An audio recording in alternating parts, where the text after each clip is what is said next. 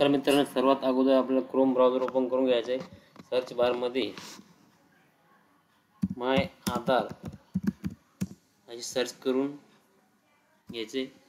Search केल्यानंतर अशा प्रकारे तुम्हाला सर्वात अगोदरची वेबसाईट येईल। Home unique identification authority of India ही आधारची वेबसाईट आहे। ही ओपन करायची। ओपन केल्यानंतर तुमच्या समोर अशा प्रकारे इंटरफेस येईल। अशा प्रकारे इंटरफेस आल्यानंतर आपल्याला इथं माय आधारवरती क्लिक करायचं आहे। माय आधारवरती क्लिक केल्यानंतर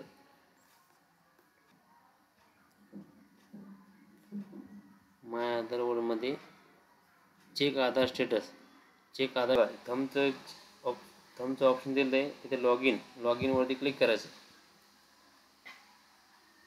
लॉग इनवरती क्लिक केल्यानंतर अशा प्रकारे तुम्हाला हे तुमचा आधार नंबर विचारेल। इथे आपल्याला आधार नंबर टाकून घ्यायचा आहे।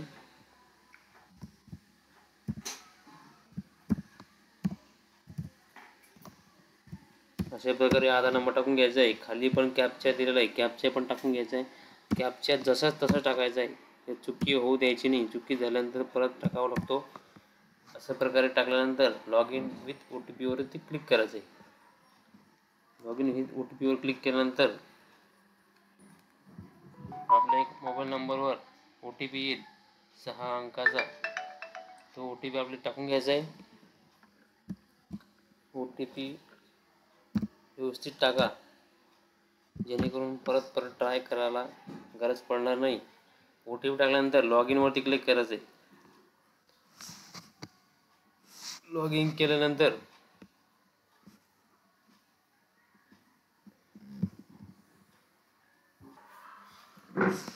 अशा प्रकारे तुमचं ते लॉग इन होईल।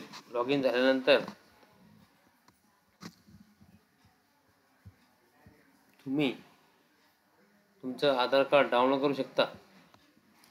इथे डाउनलोड आधार दिलेलं आहे।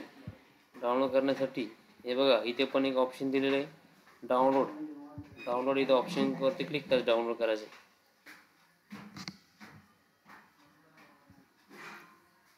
एकदम सोपी पद्धत आहे।